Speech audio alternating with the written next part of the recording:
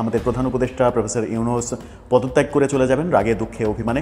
পরিস্থিতি যখন আবারও বেসামাল দিকে যাচ্ছে সেই কারণে হয়তো অভিমানে প্রফেসর ইউনূস পদত্যাগ করে কিন্তু ইউনূস থাকবে না। ইউনূস কিন্তু অলরেডি পালাবার রাস্তা খুঁজছে, আমরা সবাই জানি সেটা। আমরা সবাই জানি যে যারা উপদেষ্টা আছেন অনেকেই এখন পালানোর রাস্তা খুঁজছে। দর্শক, আমরা এখানে সরাসরি দেখতে পাচ্ছি গুফরে কঠোর নিরাপত্তার মধ্যে দেশ ছাড়তে দেখা যাচ্ছে ডক্টর ইউনূসকে। সেনাবাহিনীর করা নিরাপত্তার মধ্যে দিয়ে অবশ্যই দেশ ছাড়তে দেখা যাচ্ছে ডক্টর ইউনূসকে। তাহলে কি প্রধান উপদেষ্টা ডক্টর মোহাম্মদ ইউনূস পদত্যাগ করবেন? এমন একটা শঙ্কার কথা বলেছেন এবি পার্টির চেয়ারম্যান মুজিবুর রহমান মঞ্জু। কেউ কেউ বলেছেন শেখ হাসিনা একই দিনে 3টা ছক্কা মেরেছেন। আন্তর্জাতিক প্রভাবশালী শক্তিধর তিনটা সংবাদ সংস্থা, ফরাসি সংবাদ সংস্থা, আমেরিকান সংবাদ সংস্থা, ব্রিটেন, 3টা শক্তিশালী পরমাণু শক্তির দেশে দাপটি 3 সংস্থা, রয়টার্স, এএফপি এবং ইন্ডিপেন্ডেন্ট। আবার অনেকে বাস ঝাড়ে যান, বাস কাটেন, কি জন্য? লগি বানাবেন, আর ওই তক্তার এক সাইডে একটু গোলমোলা কইরা বৈঠা বানাবেন। লগি বৈঠা কেন লগি বৈঠা বানাবেন? প্রয়োজন আছে। যদি নেত্রী ডাক দেন যে লগি বৈঠা নিয়ে বের হতে হবে সবাইকে, তাহলে তারা আগে বানিয়ে রাখতেছে।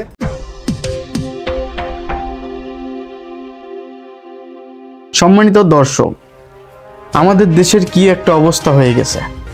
আপনি কি প্রতিদিন দেশের খবর জানতে চান? তাহলে চ্যানেলটাকে অবশ্যই সাবস্ক্রাইব করবেন আর নিজেদের মন্তব্য ভিডিওর পিন কমেন্টে বলে আসতে পারেন। আর ভিডিওটা যদি ভালো লাগে তাহলে অবশ্যই ভিডিওটাতে একটা লাইক দিবেন। আর বেশি কথা না বাড়িয়ে আজকের যে মূল টপিকটা সেটা আমরা চলে যাই। তো চলুন স্ক্রিনের উপর ভিডিওটা দেখে নিই। এই অস্থিরতার প্রেক্ষিতে আমাদের প্রধান উপদেষ্টা প্রফেসর ইউনূস পদত্যাগ করে চলে যাবেন রাগে দুঃখে অভিমানে। বিএনপি মহাসচিব মির্জা ফখরুল একটা সাক্ষাৎকারে সেটা বলেছিলেনও যে তাদেরকে প্রধান উপদেষ্টা বলেছেন যে মানে যদি অনৈক্য হয়, যদি এরকম বিষয় না হয়, ফেব্রুয়ারিতে যদি নির্বাচন না হয়, তাহলে তিনি থাকবেন না। পরিস্থিতি যখন আবারও বেসামাল দিকে যাচ্ছে, রাজনৈতিক অবস্থা খুব একটা ভালো মনে হচ্ছে না, ঐক্য প্রতিষ্ঠা করা যখন সম্ভব হচ্ছে না, ঐক্যমত্য কমিশন অনৈক্য কমিশনে পরিণত হয়েছে, এরকম অভিযোগ যখন বিএনপি করছে, তখন কি ধরে নেওয়া যায় যে এরকম পরিস্থিতিতে আদৌ দলগুলোর মধ্যে ঐক্য প্রতিষ্ঠা করা সম্ভব নয়? সেই কারণে নির্বাচনও সম্ভব নয় এবং সেই কারণে হয়তো অভিমানে প্রফেসর ইউনূস পদত্যাগ করে চলে যেতে পারেন। এরকম পরিস্থিতি নিয়ে যখন আলোচনা হচ্ছে তখন এবি পার্টি থেকে বলা হচ্ছে যে এই ঐক্যমত্য না হয় তাহলে প্রফেসর ইউনূস পদত্যাগ করতে পারেন। কি বলছেন তিনি? সংবাদের শিরোনামটা আপনারা দেখে নিতে পারেন, দেশ টিভির শিরোনাম। সেখানে বলা হচ্ছে ঐক্যমত্য পৌঁছাতে ব্যর্থ হলে প্রধান উপদেষ্টাকে পদত্যাগ করতে হতে পারে। কেন এটা ভাবছেন তিনি? একটু ভেতরে যায়। জুলাই জাতীয় সনদ বাস্তবায়নে ঐক্যমত্য কমিশনের সুপারিশ নিয়ে আয়োজিত সংবাদ সম্মেলনে আমার বাংলাদেশ অর্থাৎ এবি পার্টি পক্ষ থেকে আবারও বিদ্যমান পক্ষগুলোকে অহমিকা এবং তর্ক বিতর্ক পরিহার করে জুলাই সনদ বাস্তবায়ন আদেশ কার্যকরে একমত হওয়ার আহ্বান জানানো হয়েছে তাদের পক্ষ থেকে। ঐক্যমত্য পৌঁছাতে ব্যর্থ হলে নির্বাচন অনিশ্চিত এবং প্রধান উপদেষ্টা প্রফেসর ইউনূস পদত্যাগ করতে পারেন, তাকে পদত্যাগ করতে হতে পারে, এমনটা তিনি বলছেন। এছাড়া সার্বিক পরিস্থিতি ভয়ানক রকম জটিল হয়ে পড়তে পারে বলে আশঙ্কা করছেন দলের চেয়ারম্যান মুজিবুর রহমান মঞ্জু। গতকালকে এই ব্যাপারে তিনি কথা বলেছেন। জুলাই সনদ বাস্তবায়নে ঐক্যমত্য কমিশনের সুপারিশ প্রসঙ্গে নিজের দলের অবস্থান তুলে ধরে তিনি বলেছেন, জুলাই জাতীয় সনদ বাস্তবায়নের উপায় নিয়ে অন্তর্বর্তী সরকারের কাছে গত মঙ্গলবার সুপারিশ পেশ করেছে। মোটা দাগে যেটা বলা হচ্ছে যে এই যে 9 মাসের যে বাধ্যবাধকতা, 9 মাসের সাংবিধানিক পরিষদ এবং তারপরে অটোমেটিক সংবিধানে এটা অ্যাপ্লাই হয়ে যাবে যদি সংসদ পাশ না করে, এই যে ব্যাপারগুলো করা হয়েছে সেই ব্যাপারগুলোকে মুজিবুর রহমান মঞ্জু সমর্থন করছেন এবং ঐক্যমত্য কমিশন যে প্রস্তাব দিয়েছে সরকারের কাছে সেই প্রস্তাবকে এবি পার্টি সমর্থন করছে। অনেকদিন আগে থেকেই একটা ধারণা কিন্তু ছিল যে এবি পার্টি মূলত রাজনৈতিক দলের বাতাবরণে সরকারের মুখপাত্র হিসেবেই কাজ করে যাচ্ছে। মুখপাত্র কিভাবে? সরকারের বিভিন্ন ব্যাপারে ইনিয়ে বিনিয়ে সরকারের পক্ষে জনমত তৈরি করাই এবি পার্টির মুখ্য কাজ, যেটা আমরা গত 14 মাস ধরে দেখে এসেছি। এবি পার্টি যখন বলছে যে মানে ওই নোট অফ ডিসেন্ট এগুলো সব উইথড্র করে নেওয়া উচিত, ওইগুলো বাদ দিয়ে সরাসরি গণভোট হওয়া উচিত, অর্থাৎ হা না গণভোট হওয়া উচিত, এরকম প্রেক্ষাপটে আমার মনে হয় যে সমস্যা সমাধানের কোনো কুল কিনারা খুঁজে পাওয়া যাচ্ছে না। জামাত থেকে দাবি করা হচ্ছে যে আজকের মধ্যেই গণভোটের তারিখ ঘোষণা করতে হবে। এনসিপি থেকে দাবি করা হচ্ছে নির্বাচনের আগে গণভোট এবং জুলাই সনদ বাস্তবায়ন করতে হবে, আইনে পরিণত করতে হবে। যদিও সংবিধান অনুযায়ী সংসদের বাইরে এটা আইনে রূপান্তরিত করার কোনো ওয়ে নাই, কিন্তু তারা বুঝতে চায় না। বুঝতে যেহেতু চায় না, সেহেতু বিএনপির সঙ্গে ঐক্য প্রক্রিয়াটা জটিল পর্যায়ে চলে যাচ্ছে। এই জটিল পর্যায়টা যদি সরকার নিরসন করতে না পারে, তাহলে মুজিবুর রহমান মঞ্জু যে কথাটা বলেছেন, একটা কথা হয়তো বাস্তবতায় রূপ নিতে পারে, সেটা হচ্ছে যে প্রফেসর ইউনূস ভাবতে পারেন এই ঝামেলার মধ্যে আমি আর থাকবো না। কারণ তিনি দায়িত্ব নেওয়ার পর থেকে অনেক প্রত্যাশা জমা হয়েছিল মানুষের বুকের মধ্যে, মানুষ অনেক বেশি মানে আশাবাদী হয়েছিলেন। সেই আশাবাদী হওয়া মানুষগুলো ক্রমশই নিরাশ হতে শুরু করেছেন এবং নিরাশার সর্বনিম্ন স্তরে কিন্তু মানুষে এখন এসে দাঁড়িয়েছে। সেই মুহূর্তে মানুষের এত নিরাশার মধ্যে কিংবা জনপ্রিয়তার এত মানে মানে ঘাটতি হওয়া সত্ত্বেও, জনপ্রিয়তা চলে যাওয়ার পরেও প্রফেসর ইউনূস এরকম অসম্মানজনক কর্মকাণ্ডের সঙ্গে নিজেকে জড়িয়ে রাখবেন এবং রেখে নিজেকে আরও বেশি বিতর্কিত করবেন, এরকম মানুষ তো তার হওয়ার কথা নয়। এই কথাটা কিন্তু খুবই গুরুত্বপূর্ণ যে এরকম পরিস্থিতি সামাল দিতে যদি সরকার ব্যর্থ হয় তাহলে প্রফেসর ইউনূসের পদত্যাগের ঘটনাও আমরা দেখতে পারি। সামনে আরও অনেক কিছু বোধহয় অপেক্ষা করছে আমাদের জন্য। দর্শক, আপনার কি মনে হয়, শেষ পর্যন্ত কি প্রফেসর ইউনূস মানে ক্ষোভে, দুঃখে, রাগে, অভিমানে পদত্যাগও করে ফেলতে পারেন? তাহলে জটিল যে পরিস্থিতি হবে সেটা সামাল দেবে কে? লগি বানাবেন আর ওই তক্তার এক সাইডে একটু গোলমোলা কইরা বৈঠা বানাবেন। লগি বৈঠা কেন লগি বৈঠা বানাবেন? প্রয়োজন আছে। যদি নেত্রী ডাক দেন যে লগি বৈঠা নিয়ে বের হতে হবে সবাইকে, তাহলে তারা আগে বানিয়ে রাখতেছে, সময় হলে বের হয়ে যাবে। তারা ঢাকার উদ্দেশ্যে রওনা দেন। ঢাকাতেও যে নেত্রী ডাক দিচ্ছেন যে আগামী দিনের কর্মসূচি লগি বৈঠার কর্মসূচি, তোমরা লগি বৈঠা নিয়ে সারা বাংলাদেশ থেকে সবাই ঢাকামুখী হবা।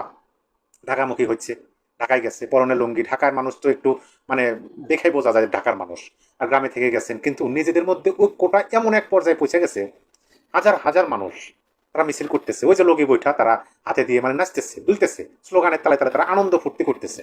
হঠাৎ করেই পাশ থেকে শত্রুপক্ষের আক্রমণ। তখন সহজ সরল মানুষ, তাদের যদি সামনে বাংলা বই এনে দেন, রিডিং পড়ার মতো ক্ষমতা তাদের নেই, কিন্তু তাদের মনের মধ্যে আত্মবিশ্বাস আছে, একে অপরের প্রতি বন্ধন আছে। ওই যে ওই দূর থেকে একজন ঢিল ছুটছে, একজনের কপালে লাগছে, একটুখানি কেটে গেছে, সবাই মিলে ধাওয়া দিচ্ছে যে কেন আমাদের সহযোদ্ধাদের ঢিল দিলি। এই যে বন্ডিং, এই যে মানে কি বলেন, আমি প্রথমেই বললাম যে আমি রীতিমতো অবাক হয়ে যাই যে একজন নারী তিনি স্টেজের উপর দাঁড়িয়ে শুধু বললেন যে আগামী দিনের কর্মসূচি লগি বৈঠার কর্মসূচি। বাংলাদেশের প্রত্যন্ত অঞ্চল থেকে মানুষ ঢাকায় ছুটে আসলেন লগি বৈঠার কর্মসূচিতে অংশগ্রহণের জন্য। এই দেশের প্রধানমন্ত্রী, রাষ্ট্রপতি, বঙ্গবন্ধু, শ্রেষ্ঠ বাঙালি, তার ওরসজাত সন্তান রাজকন্যা শেখ হাসিনা, বঙ্গবন্ধুর কন্যা রাজকন্যা, তার মধ্যে সেই নেতৃত্বের ভাবটা আমি খুঁজে পাই তার বক্তব্যের মাঝে। যেমন ধরেন, তার অসুস্থের খবর ছড়িয়ে পড়ল, সেটা নিয়ে তিনি যে বক্তব্যটা দিলেন, সেই বক্তব্য কিন্তু স্পষ্টভাবে বলছেন যে আমি সুস্থ আছি, দেশকে তো আমার রক্ষা করতে হবে। এরকম বক্তব্য দায়িত্ব নিয়ে ভালো অবস্থানে থেকে কয়জন নেতা দিতে পারে?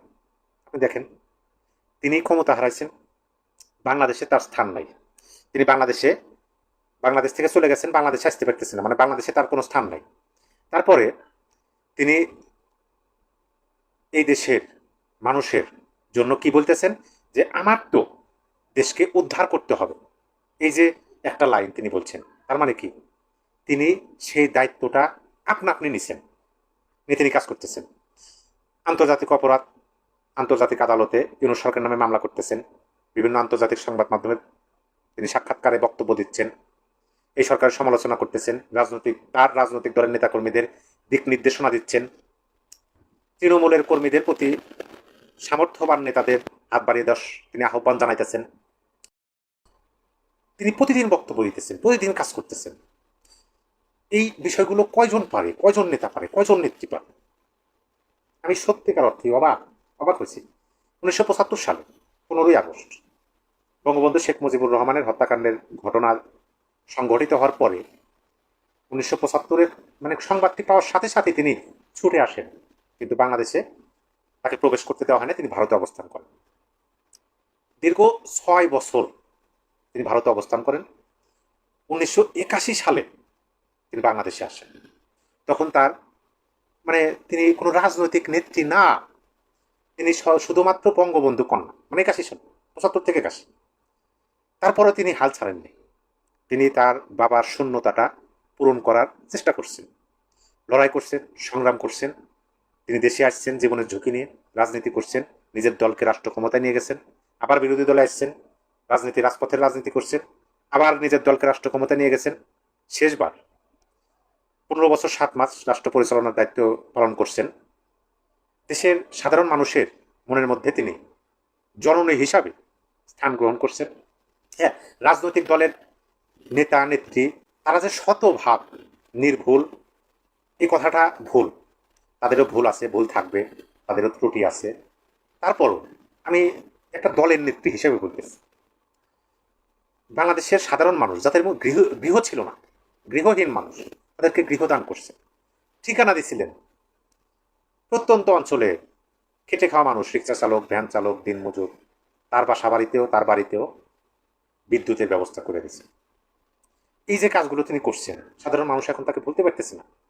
এখন অনেকেই বলতেছে নেত্রী ডাক দেবে কবে, লোকে বৈঠার আন্দোলন শুরু হবে কবে। আমার এই ভিডিওর শিরোনাম আমি দিচ্ছি আগামী দিনের কর্মসূচি, লোকে বৈঠার কর্মসূচি। আমি ওই ভিডিওটা দেখার পরে এই কথাগুলো আমার মনের মধ্যে উদয় হয়েছে, যার কারণে আমি আপনাদের সামনে উপস্থাপন করলাম।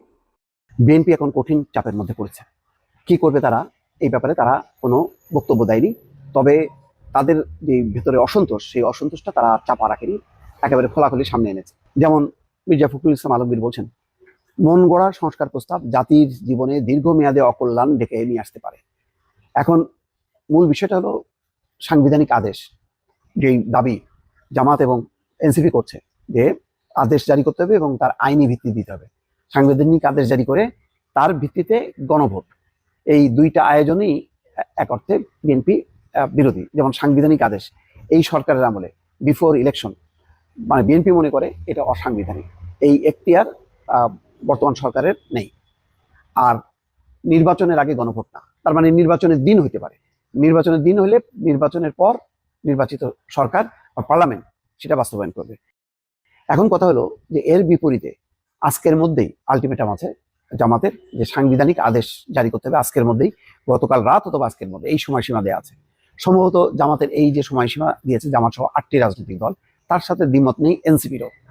এবং এনসিপি রীতিমতো এখন মানে খোঁচা দিচ্ছে বিএনপিকে যে আপনার বিয়ের কাবিনে সই করছেন, হ্যাঁ এখন কবুল বলবেন না কেন, বা কবুল বলছেন এখন সংসার করবেন না কেন, এই কথাগুলো কিন্তু এখন বলা শুরু করেছে, যেহেতু জুলাই জাতীয় সনদে স্বাক্ষর করেছে। এখন এই স্বাক্ষর করার পর তার ভিত্তিতে সাংবিধানিক আদেশ দিবে। তো যেটা বিএনপির জন্য প্রবলেম হচ্ছে যে যদি সরকার এই সাংবিধানিক আদেশ দেয় এবং গণভোট ডিক্লেয়ার করে চাপের মুখে, তখন বিএনপি কি করবে, সেই কি করবে এই কোনো কথা নেই। তারা সংবাদ সম্মেলনে বলছে যে বিএনপি সহ বেশিরভাগ দল জুলাই সনদের অনেক অংশে ঐক্যমত্য পোষণ করেছে, কিন্তু যেসব বিষয়ে ভিন্নমত বা নোট অফ ডিসেন্সিয়তা উপেক্ষা করে নতুন অপ্রাসঙ্গিক বিষয় সংযোজন করে যে সুপারিশ করা হয়েছে তা অগ্রহণযোগ্য। বুঝলাম, এখন বিএনপির হাতে অপশনটা কি? অপশন কি আন্দোলন? যদি সরকার, সম্ভবত সরকার দৃঢ় প্রতিজ্ঞ যে তারা আজকে কালকের মধ্যেই, কালকে তারা উপদেষ্টা পরিষদ বৈঠক করেছে, আজকে কালকের মধ্যেই তারা এই ব্যাপারে সিদ্ধান্ত নেবে। যে সিদ্ধান্তই নিক না কেন, বিএনপির বিপরীতে গেলে বিএনপি কি করবে? যেমন জামাত সহ 8টা রাজনৈতিক দল আন্দোলনে আছে, বিএনপি কি আন্দোলনে যাবে? যদি আন্দোলনে নামে তাহলে রাজপথে একদিকে জামাত আর একদিকে বিএনপি, তখন পরিস্থিতি কি হবে? তাহলে নির্বাচনের পরিবেশ কি থাকবে? এটা বলার অপেক্ষা রাখে না যে বিএনপি অনেক বিষয়ে অসন্তুষ্ট হলেও তারা রাজপথে কোনো আন্দোলন সমাবেশ এগুলি থেকে বিরত আছে, এই কারণে যে তারা মনে করে এগুলি যদি অনুষ্ঠিত হয় তাহলে নির্বাচনের পরিবেশ নষ্ট হবে, নির্বাচন পিছিয়ে যাবে। এই কারণে কিন্তু বিএনপি অনেক কিল হজম করতেছে, কিন্তু কোনো ব্যথা মুখ দিয়ে বের করছে না। কিন্তু যদি শেষ পর্যন্ত জামাতের দাবি, জামাত সহ 8টা রাজনৈতিক দল এনসিপি তাদের দাবি অনুযায়ী সরকার জুলাই সনদের আদেশ যদি ডিক্লেয়ার করে, আদেশ জারি করে, সাংবিধানিক আদেশ, আর গণভোটের সময় নির্ধারণ করে, বিএনপি কি হবে? বিএনপি কি কোণঠাসা হয়ে যাবে? বিএনপি এই অবস্থা থেকে কি সামনে আসার জন্য তারা প্রবল বেগে কোনো আন্দোলন কর্মসূচি দেবে? সেটা কি সম্ভব হবে? তাই যদি দেয় তাহলে ফেব্রুয়ারি মাসে নির্বাচন কি হবে? যেমন কালকে জামাত দেখলাম একটা ভিন্ন কৌশল নিচ্ছে। তার আগের দিন তারা বলছিল যে জাতীয় নির্বাচন পিছিয়ে যেতে পারে, আর জাতীয় নির্বাচনের চেয়ে এখন গুরুত্বপূর্ণ হলো গণভোট এবং সাংবিধানিক আদেশ জারি করা। তো জামাতের কাছে ওই নির্বাচনটা গুরুত্বপূর্ণ না বলে গত পরশু মনে হচ্ছিল, কিন্তু কালকে তারা বলছে যে ফেব্রুয়ারি মাসেই তারা নির্বাচন চায়, তার আগে জুলাই সনদ ঘোষণা করতে হবে এবং নভেম্বরের মধ্যে গণভোট আয়োজন করতে হবে। তাহলে ফেব্রুয়ারি মাসে নির্বাচন জামাত চায় না এটা বলা যাবে না। কিন্তু এখন ক্ষুব্ধ হয়ে যদি বিএনপি রাজপথে নামে তখন কি হবে?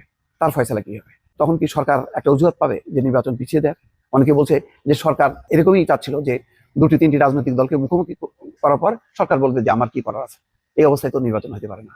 তাহলে কি নির্বাচন পেছানো সরকারের ক্ষমতায় থাকার একটা কৌশল? এই কৌশলের বিপরীতে বিএনপি এখনো পর্যন্ত, গতকালকে তারা ক্ষোভ প্রকাশ করেছে, হতাশা, বিক্ষুব্ধ সবকিছুই ভাষা প্রকাশ করেছে, কিন্তু তারা বলেনি যে যদি এর অন্যথায় হয় তাহলে তারা মানে আন্দোলনে যাবে। তারা একটু বলেছে যে এর দায় যদি নির্বাচন পিছিয়ে যায় তাহলে এর দায় নিতে হবে ডক্টর মোহাম্মদ ইউনূসকে, কিন্তু একবারও কিন্তু আন্দোলনের কোনো হুঁশিয়ারি দেয়নি। দর্শক বুঝতে পারছেন, বিএনপি এখন বলা যায় যে একটা কঠিন চাপের মধ্যে আছে, একটা ফাটা বাঁশের মধ্যে পড়ছে। কিন্তু তারা এখন কি করবে, মানে কোনটা করলে ভালো হবে তারা ঠিক বুঝে উঠতে পারছে না। যেইভাবে জামাত এনসিপি হুঙ্কার দিচ্ছে, তার বিপরীতে কিন্তু বিএনপি বিক্ষুব্ধ হলেও তারা কিন্তু মানে বিক্ষোভটা প্রকাশ করছে, কিন্তু আলটিমেটলি রাজনৈতিক কর্মসূচি নেওয়ার অবস্থানে তারা এই মুহূর্তে নেই।